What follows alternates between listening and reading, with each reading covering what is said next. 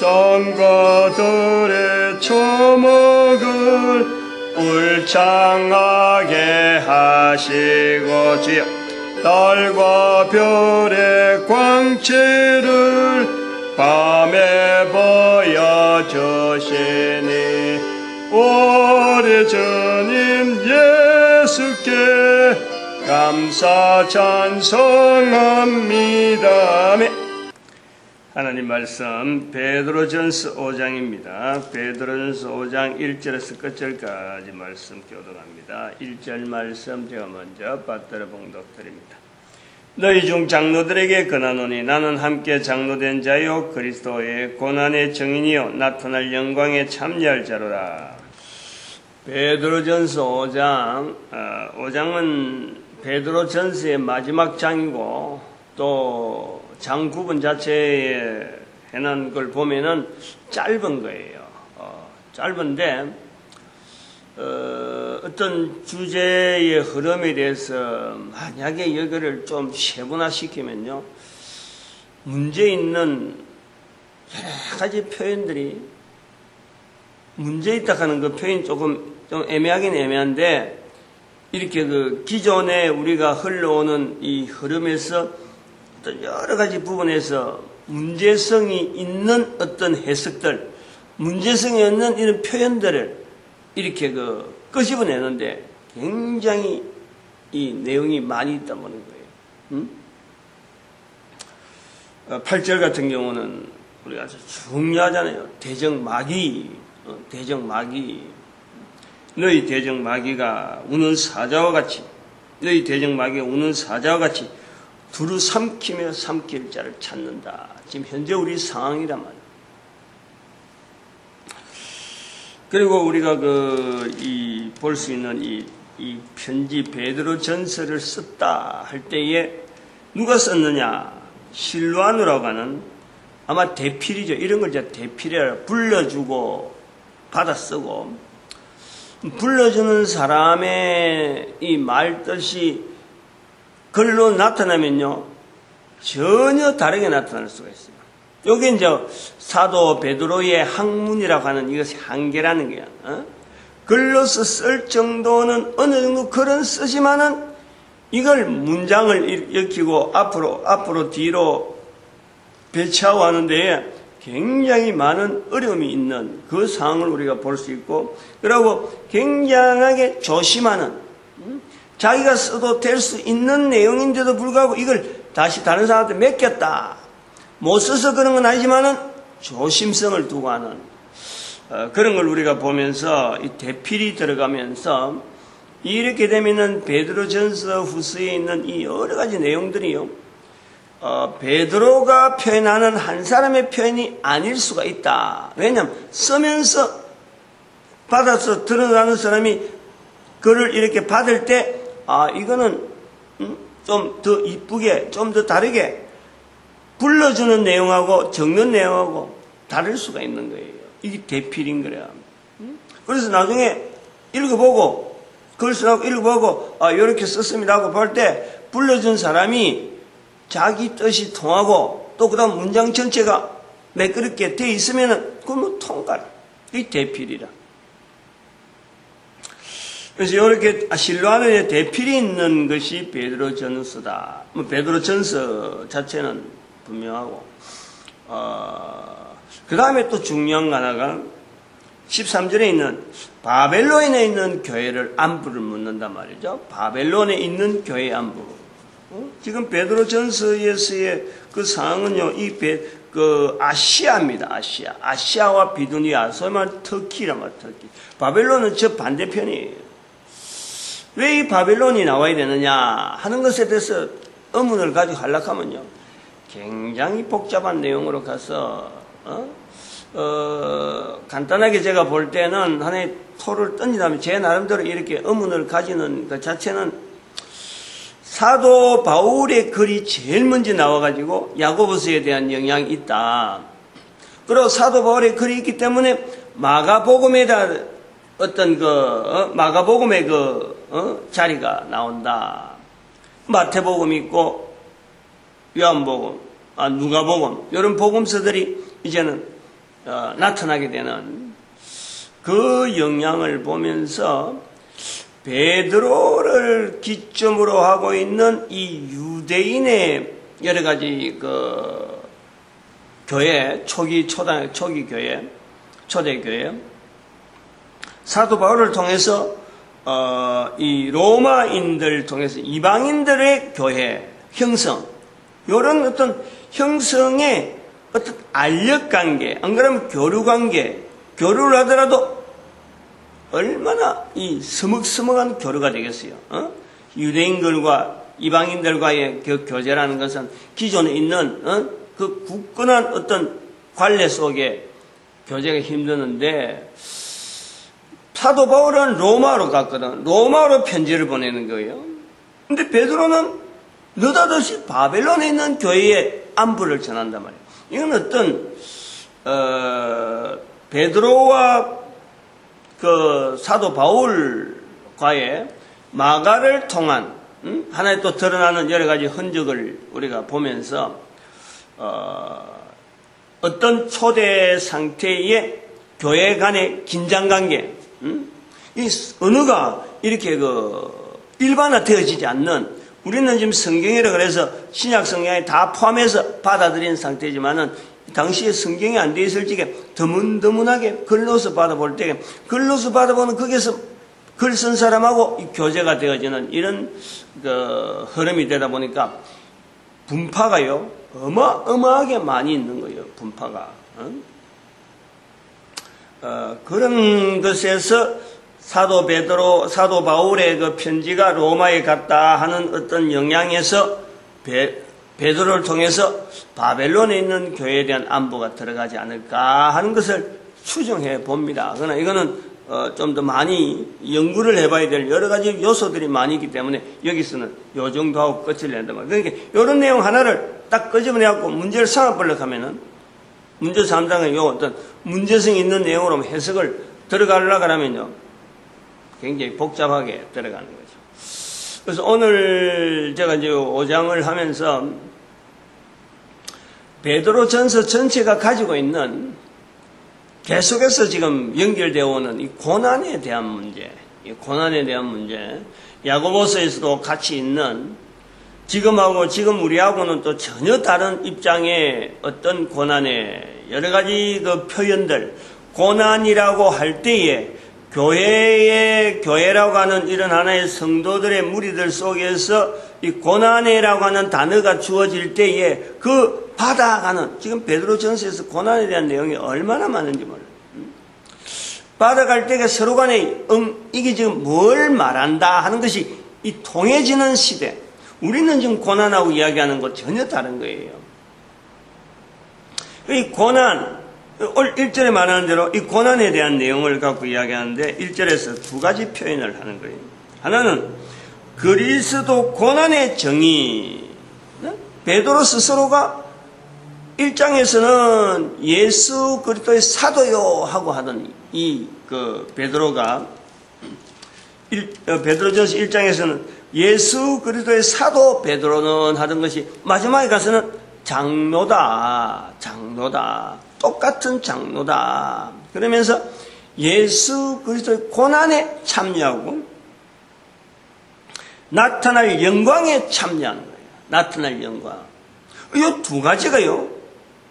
그리스도의 고난, 나타날 영광, 이 두 가지가요. 고난에 들어있어요. 고난에. 고난이라는 구조를 통해서 같이 공통으로 되어 있다니까. 그리스도의 고난, 당장에 있는 십자가를 통해서 십자가의 어떤 믿음의 현상으로서 그리스도께서 모든 사람을 죄에서 구원하셨으므로 우리가 그 같은 고난이라고 하는 자리에서 그리스도께서 오실 예수 그리스도를 그어서 기다린다 하는 이 그리스도의 고난이 있는가 하면은 참여할, 나타날 영광에 참여할, 나타날 영광, 오실 그리스도까지 우리가 살아있는 거 아니에요. 살아있는. 살아가고 있다는 것 자체가요, 모든 인간들에게 공통적으로 있는 것이 이게 고난이라, 고난의 현장이에요.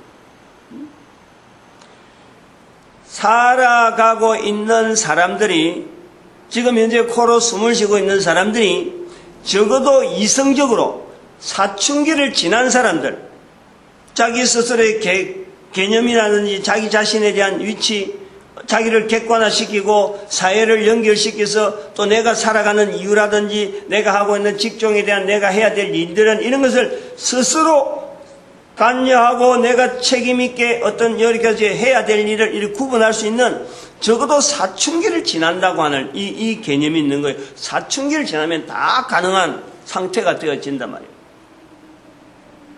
사춘기를 지난 인간으로서 살아가면서 이 땅에서의 시간에 있는 여러 가지 환경에서 고난적인 환경에서 벗어나 있는 사람이 있는가? 아무도 없어요. 모든 인간이 다 고난의 현장에 다 들어가 있는 거예요. 그런데 베드로 시대에 베드로가 나타내려고 하는 고난 자체는 바로 그런 속에서의 예수 그리스도께서 보여주신 그 십자가의 고난이라고 하는 그 고난을 보면서 오실 때까지, 예수 그리스도 오실 때까지 참아가는 고난이라, 참아가는.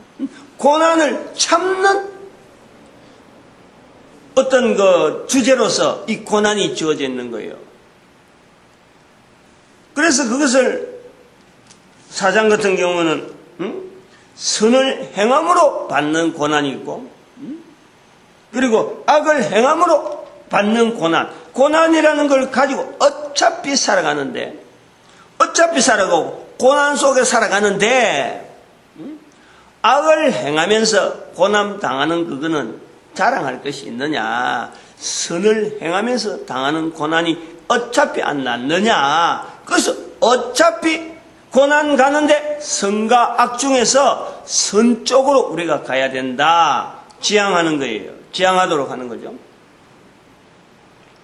그럼 그 선이라고 하는 그 과정이 어떤 내용이냐? 오실 그리스도 앞에서 그리스도께서 이미 오신 것에 대해서 우리가 봐도 고난이, 십자가의 고난을 통해서 우리가 그것을 인식이 되어지는데, 우리의 상태를 죄인으로 살아가는 우리의 삶이 고난의 삶 속에 갈 수밖에 없기 때문에 이 죄를 벗겨주려고 십자가에서 구세주께서 십자가에 못 박히셨는데, 그 당한 하나님의 고난, 하나님이신 예수 그리스도의 고난, 십자가에서 그게 하나의 표로 나타나는 거 아니에요. 이 땅에 살아가는 것도 하나님 앞에서는 사실은 고난이죠. 고통이죠. 고통인데 그것을 이제는 십자가를 통해서 그걸 하나의 표현을 했었을 적에 예수님이 당하신 고난이 있다면은 그 고난의 의미가 뭐냐? 우리 인간들이 당하는 모든 고난을 다 대별하는 거 아니냐? 다 짊어지고 가셨다. 우리의 고난을 십자가에서 다 짊어지고 가셨다. 그러므로 우리는 지금 당하는 고난은 오실 그리스도 앞에서, 이제 그 오시는 그분은 영광 가운데 있는데, 영광으로 우리를 이제 맞이하게 되는데, 우리가 그때까지 어차피 당하는 이 고난을, 악으로 행하는 고난으로, 선으로 행하는 고난 중에서 선으로 행하는 고난 쪽으로 우리가 참고 나가는 거예요. 참고. 그걸 권하는 거죠. 영광에 참여할 자라 하는 분명한 이슈를요 던지는 거예요. 우리가 예수 그리스도의 고난이라고 하는 그 자체를 바라보면 참혹한 거예요. 아무리 짊어지고 가도 우리의 죄를 짊어지고 가셔서 예수 그리스도께서 고난이라고 하는 걸 당하다 하더라도 지금 현재 당하는 이 고난이 어떤 보상이 없고 아무런 어떤 대책이 없다 그러면요, 고난이 예수 그리스도의 고난을 받은 거, 그 자체를 안닫고 해서 내가 그 믿는다고 해서 내하고 아무 그 영향을 못 미치는 거예요. 그러나 오실 그리스도라는 그 상태 자체가 영광의 그리스도거든. 오실 그리스도는 다시 오시는 그분이 또 십자가 지러 오시지 않는단 말이에요. 그 다시 오시는 예수님은 바로 영광의 예수님으로서 오시는 자리가 있기 때문에 지금 현재 우리가 지금 이 고난, 모든 인간들이 당하는 이 고난이 능히 좋게 충분하게 위로받을 수 있는 엄청난 영광의 자리가 누구나에게든지 있다. 이 고난이라고 하는 이 현장 앞에서 지금 현재 인류사회가 살아가는데 베드로 시대만 이야기가 아니고 또 성경을 읽는 사람들에게만 해당되는 게 아니고 모든 사람들에게 이게 가능한 거예요. 또 모든 사람들이 접목을 해야 되는 거예요. 그 모든 사람이 바로 이걸 알아야 된다 하는, 모든 사람이 바로 내 문제로 이걸 받아야 된다 하는 내용으로서 우리가 이 베드로전서 5장에 나와 있는 이 고난이라 하는 이 구조를 받아들여야 돼요. 그래서 모든 사람이라고 할 때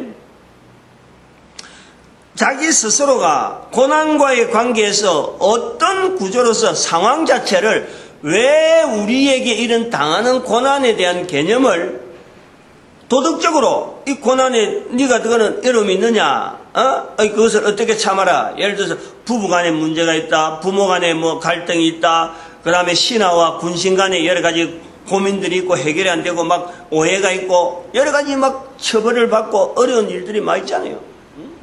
그런 내용들이 많이 있잖아요. 오래된 역사 속에서 우리 민간사회나 이런 뭐 국가사회에서 조직 속에서 얼마든지 있을 수 있는 거야. 그런 경우에 특히 전혀 잘못이 없는데 그거다가 죄를 덮어 써가지고 목숨까지 죽어야 되는 그런 일들이요. 이 조직사회나 어떤 사회든 간에 국가에만 항상 있을 수밖에 없어요. 통치에 나가야 하는 그 방향에서 일부 그래서 반대를 하든지 찬동한다는 이런 속에서 서로가 이간질하는 이런 수많은 그 복잡한 그 구조, 내가 아무리 옳다 그래도요 옳은 대로만 살아갈 수가 없는 거예요. 그런데 그렇게 가는 그 삶 자체의 전체적인 내용, 얼마나 복잡한 것이 서로 얽혀 있어요. 그 복잡하게 그 속에서 실제로 우리를 그 고난의 현장에서 우리 자신들을 내가 왜 이런 고난을 당하고 있는가 하는 것에 대한 객관화시키는 현장이 바로 우리를 대적하는 존재에 대한 것을 인식하는 거예요. 사람에서 일어나는 문제인데도 불구하고 이게 사람의 사이의 문제가 아니라는 거예요. 이것을요, 고난에 대한 정확한 이해를 여기서 해나가야 되는 거예요. 사도 바울 같은 경우에는 이 고난의 현장을 성경에 있는 여러 가지 표현을 통해서 인간들에게 있는 죄, 이 죄로 말미암아 우리가 어떻게 하면 이것을 벗어날 수 있는가 하는 고민을 로마서에서 아주 풍부하게 드러낸 거 아니에요. 그래서 결국에는 인간의 고난의 현장은 인간들이 죄인이기 때문에 그렇다 하는 어떤 개념적인 죄에 대한 개념을 이방인들에게 알리는 거예요. 유대인들에게는 죄라고 하는 개념은 성전에서 익혀져가 성전 생활하면서 제사들을 통해서 이 유대인 사회 전체가 죄에 대한 인식이 이게 단순한 어떤 인식, 어떤 사상, 어떤 이념, 어떤 개념 이게 아니고 실제로 삶 속에서 그대로 드러내려고 하는, 나타내려고 하는 이런 유대인들의 구조가 있는가 하면 이것을 이방인들에게 전하는 사도 바울의 입장에서는 일종의 개념적으로, 이념적으로 헬라 철학 사상의 하나의 바탕이 되어갖고 로마 사회가 지금 이런 언어에 대해서 받아들이는 이 개념에 사도 바울이 죄라고 하는 개념을 이제는 복음서를 통해서 나타내는 거예요. 그런데 이런 상황을 베드로는 실질적으로 개인이 죄라고 하는 그 자체의 어떤 이념적이고 이런 내용보다도 바로 유대인들이 알고 있는 대로, 유대인들이 가지고 있는 대로 이 죄와의 상태는 어떤 상태냐 하는 죄에 대한 상태에 대한 이념적이고 계산적이고 이런 논리적인 이런 내용을 이야기하는 거, 실제로 내가 인정할 수 있는, 내가 바로 지금 어떻게 표현할 거냐 하는 그런 죄에 대한 표현이 바로 5장 8절에 있는 너희 대적 마귀가 우는 사자와 같이 삼킬 자를 두루 참고 있는 이런 오픈된 상태, 마귀한테 우리 인간이요 오픈되어 있는 상태, 공격의 대상으로서 우리가 지금 이제 상태가 열려 있는 상태란 말이에요. 딱 마귀가 접근 못하는 게 아니고 마귀가 우리에게 접근할 수 있는 상태로 되어 있는 것이 바로 인간의 상태로서 그게 죄 있는 모습이에요. 그걸 지금 그림으로 나타내는 것이 5장 8절에 있는 이 구조라는 거예요.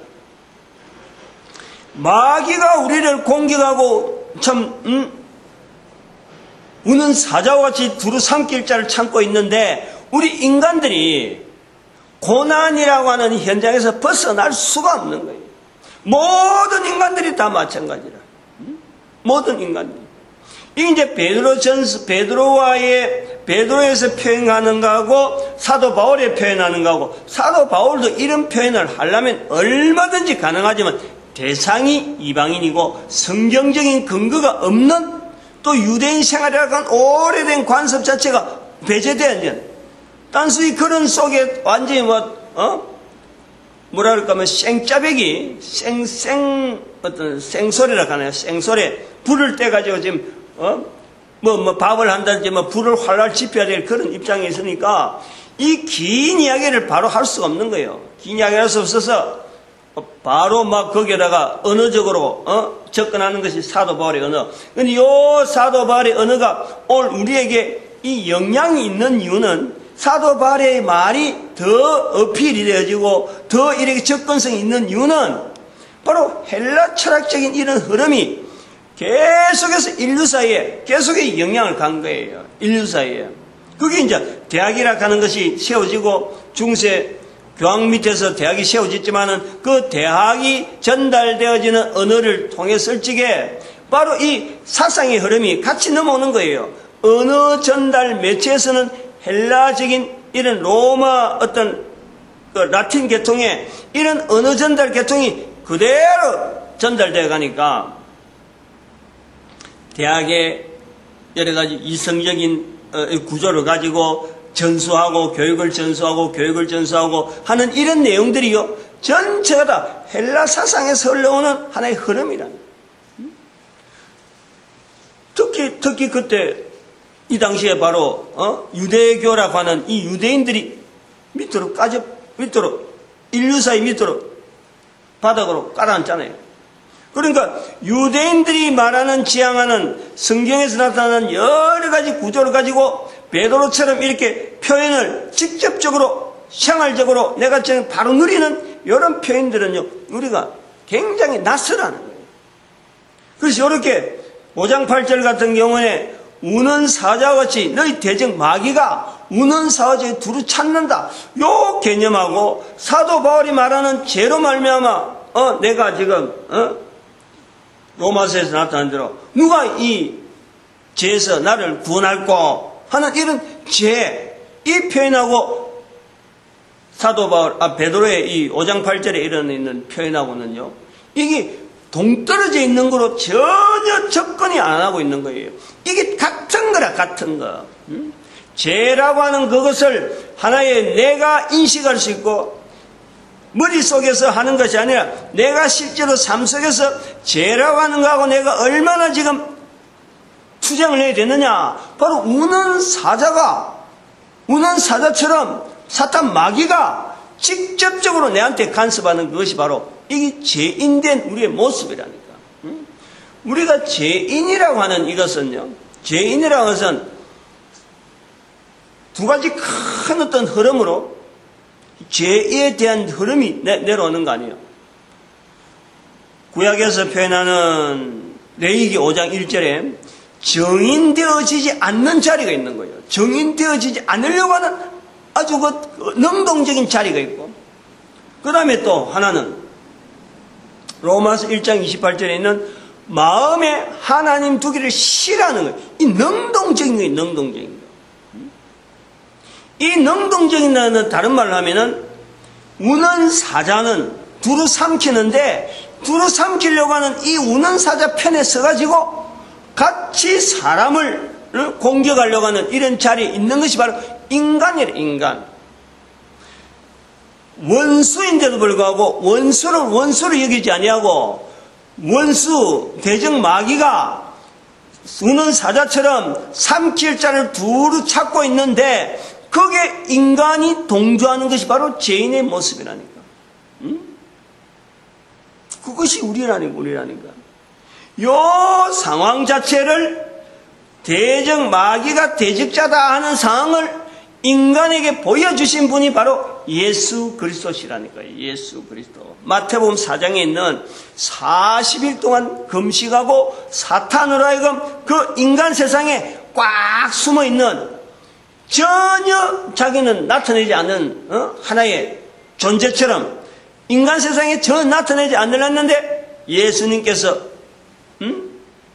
그야말로 그 목을 딱 부잡감고 표현하자면 그런 거예요. 우리가 인간론적으로 표현하자면, 유대인적으로 표현하자면 그런 거예요. 맥살을 딱 끄잡고 지금 끄집 올리는 거예요. 그 바다에 쭈꾸미 잡는다 하나요?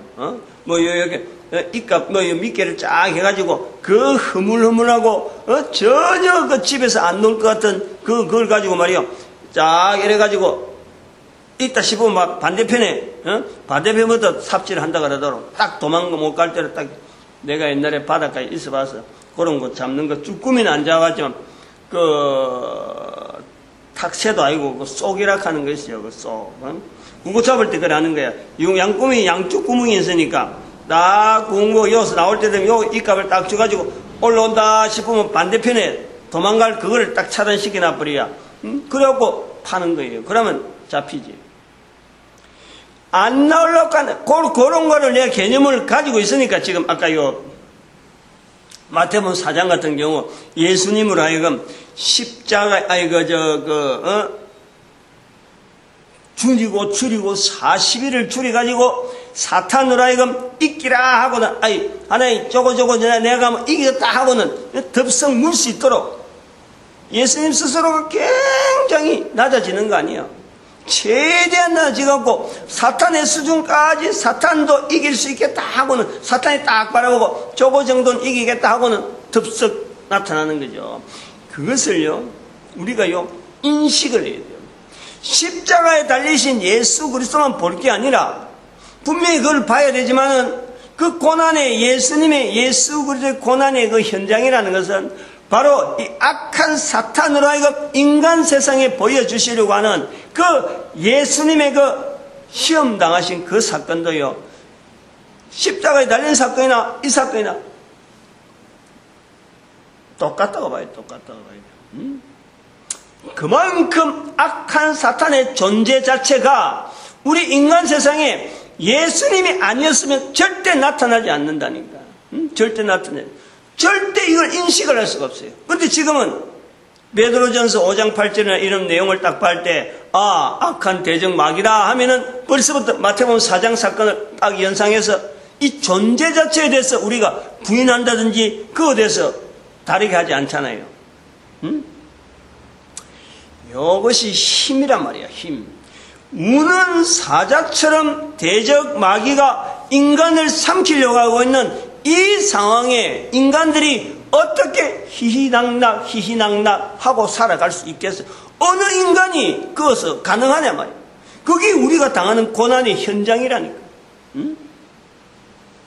그거를 인식해라. 대적이 있다.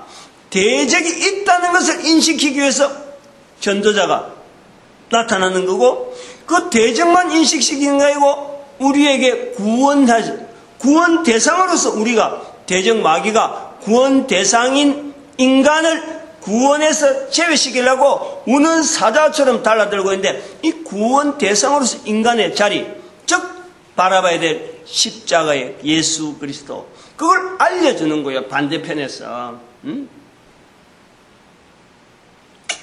마귀의 존재 자체를 인식시키면서 구원의 대상자로서 인식시키는 거예요. 이것이 우리가 살아있는 기회라니까. 우리가 살고 있는 이 동안에 이게 우리에게 주어져 있는 엄청난 내용이에요. 이 내용을 아까처럼 그리스도의 고난에 참여할, 그러면은 나타날 영광에 참여할 이 과정 속에 우리 인간이 살아가고 있단 말이에요. 이 한계가 우리가 살아가는 한계라는 거예요. 여기에서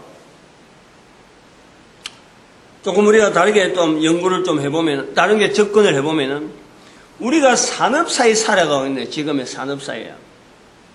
산업사회라는 것은 사람들이 만드는 물건이 똑같은 물건을 가지고 물건을 만든다. A라는 사람도 만들 수 있고, B라는 만들 수 있고, C라는 그걸 만드는 과정에서 뭐 사장이라는 이름을 가지고 큰 기업을 가지고 이제는 하겠죠.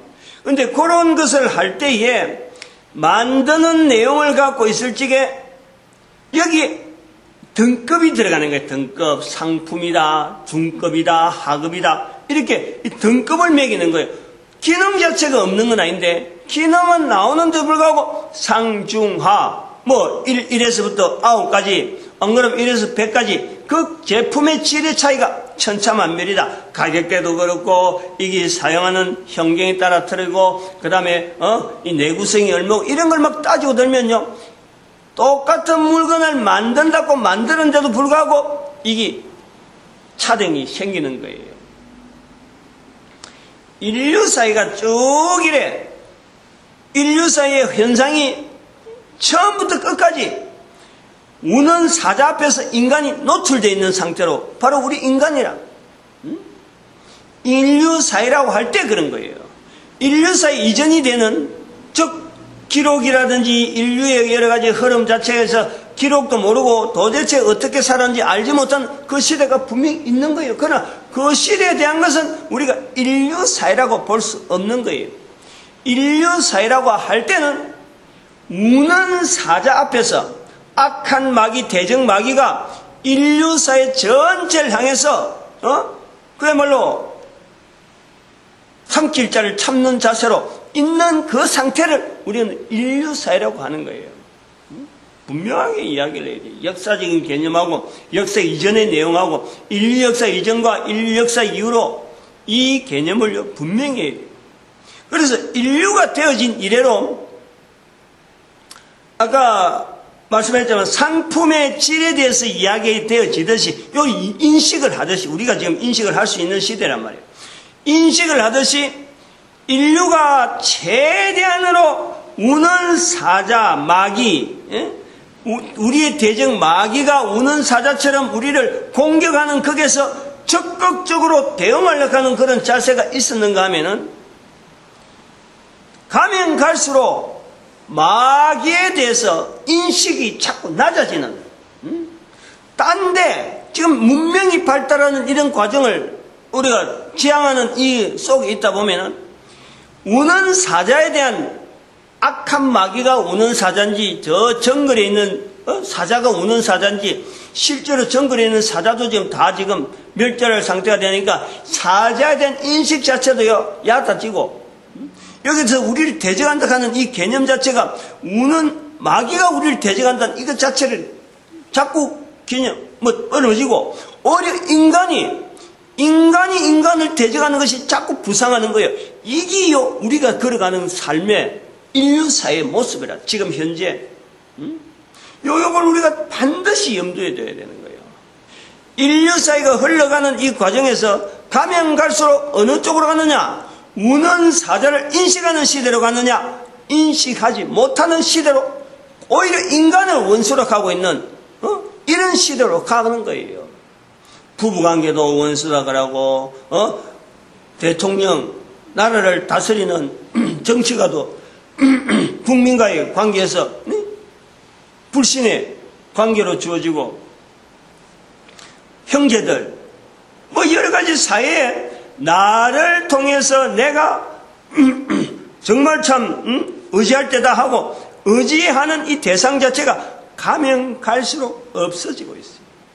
없어진다는 것은 인간과 인간 사이는 거리가 자꾸 멀어지고, 그 가까워진다는 것은 더 대적 마귀가 인간들에게 더 가까워지는 시대를 우리가 지향한다는 거예요. 나아가고 있다. 그러면 아까 이 본문에 얘기했던 베드로전서 5장 같은 경우에 나타날 영광이라는 이 자리는요 아주 갈수록 요원해지는 거예요. 멀어진단 말이에요. 이런 부분에 대해서, 이런 그 흐름에 대해서 우리가 2012년을 인류의 종말이라고 끄는 그 자체가요 굉장히 중요한 의미가 있는 거예요. 이런 흐름 자체로 가면은 마귀로 친구로 삼고 인간을 원수로 삼는 이런 시대가 온다는 거예요. 온다는 거예요. 그래서 우리에게, 인간에게 궁극적으로 있어야 될 종말 자체를 우리가 먼저 선언해서 더 이상 그렇게 가면 안 되고, 그것을 2012년까지를 밀어내버리고 끝까지 딱 정리하고 2013년부터는 원래 인간이 걸어가야 될 방향, 참여할 영광, 예수 그리스도 오실 영광을 바라보고 우리가 가는 거예요. 그러니까 지금부터는 원수, 마귀, 사탄, 여기에서 반드시 원수라는 개념을 반드시, 대적이라는 개념을 반드시 인식하면서 살아가는 그 삶을 나타내는 것이 2013년부터 지향해야 될 부활통일 시대라는, 부활통일 시대. 자꾸 들으면은 이러한 여러 가지 개념이 그냥 뭐 우연히 뭐 그냥 뭐 참 말하기 쉬운 대로 만들어 놓은 그런 게 아니에요. 자꾸 들으면 우리가 얼마나 지금 본질에서 떠나 있는, 인간 전체가 본질에서 떠나 있는지 이것을 우리가 알게 되어지는 거예요. 그래서 인류 전체 사이에서 부활통일 시대 이때까지는 부활통일 시대라고 하는 이 시대까지는 어떻게 보면 이스라엘이 주축이 된 거예요. 이스라엘이 주축이 되고 성경을 알려주고 교황을 통해서 형성되어지는 이 해양국가 중심으로 되어졌다라고 볼 수 있으면은 2013년부터 지향하는 건요, 대한민국을 중심으로 해요. 대한민국을. 그 창세기 10장에서 갈라지는 거예요. 창세기, 성경에 전혀 없는 내용이 아니고 창세기 10장에서 벨렉과 욕단, 그 두 형제의 갈라짐에 대해서 지금 다시 끄집어내는 거예요. 5,000년의 역사 이전으로 지금 다시 이야기하는 거예요.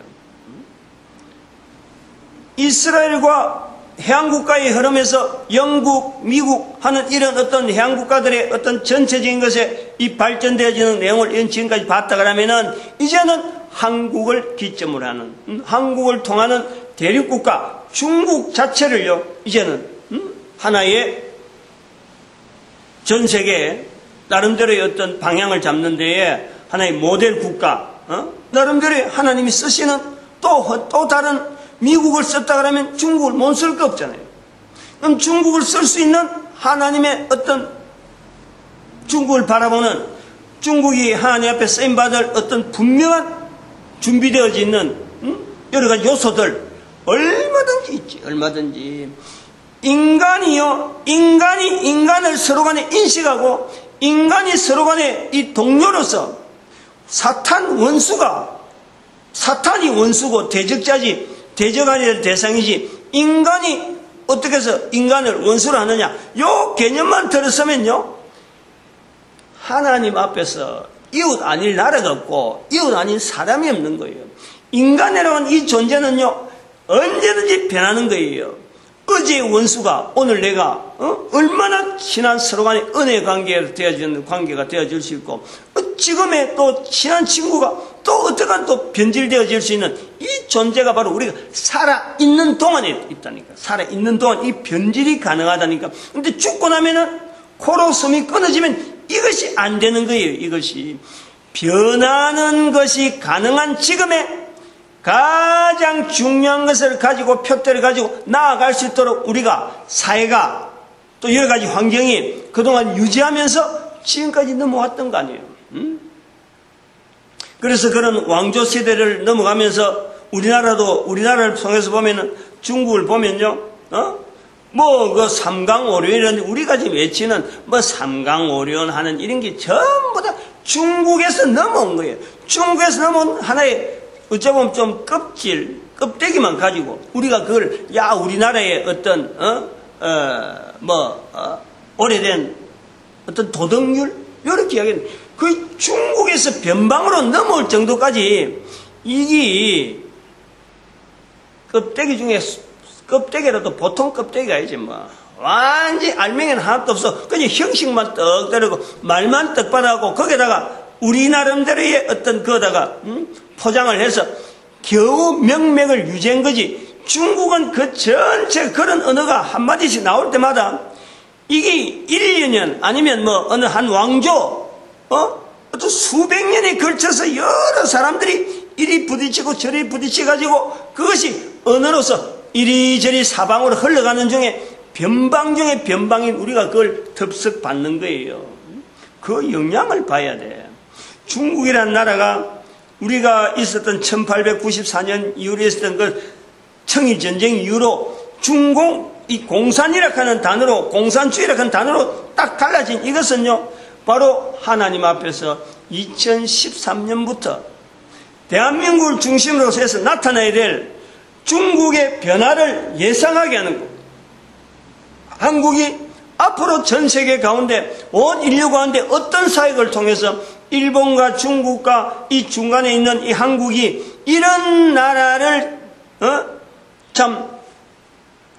어떻게 어우리면서 전 세계 인류 가운데 영향을 미칠 수 있는 그런 국가로서의 자리, 이것이 있다는 거예요. 이것이 요 개념에서 인간의 근본적인 상태를 설명할 수 있는 내용이 바로 5장 8절에 있는 대적 원수가 있다. 대적 마귀. 우리의 대적이 마귀지 사탄이지 인간이 아니라 하는 거예요. 인간은 철저하게 축복, 동료, 방향을, 한 방향을 가지고 예수 그리스도 앞에 무릎 꿇어야 될 하나의,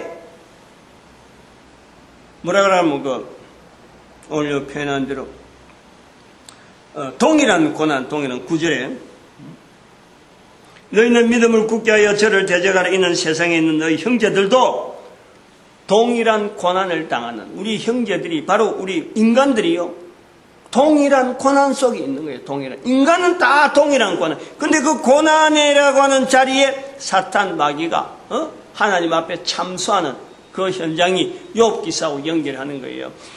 이 내용이 해양 국가에서는 서로 간에 전쟁으로 남아있지만요, 중국은 5,000년 역사 가운데 요 고민을 해온 거예요. 요 고민을. 인간들 사이에서 이런 갈등이 있는 것을 어떻게 해결하느냐 하는 것을 하나님의 이름이 없는 자기들끼리, 인간들끼리 부딪히면서 유대인들이 청일전쟁에서 해양국가가 돌아오기 전까지 요 고민을 하면서 5,000년을 보낸 것이 중국이라니까. 그 영향을 우리가 받는 중에 우리는 반도국가라서 일찍이 이런 부분에 좀 더 문을 빨리 열게 된 거죠. 단일하게 일부분 이런 게 빨랐죠. 그리고 일본의 그 탄압, 일본의 그 정치 자체의 그 영향 자체가 있기 때문에 온 나라가, 온 국민이 복음에 대해서 열린 마음으로 받아들일 수 있도록 환경이 조성이 되어 있는 거예요. 이 역사의 흐름을 그렇게 보는 거예요. 우리나라를 쓰시기 위한 하나님의 놀라운 섭리가 역사 가운데 이렇게 작용되었다 하는 것으로 우리가 돌려서 얼마든지 생각해보면요, 눈이 훤히 떠요. 오늘 여기 보니까 눈이 훤히 보인다니까. 안 보이는 게 막 보인다니까. 5장에도, 베드로전서 5장에도 그런 표현이 있잖아요.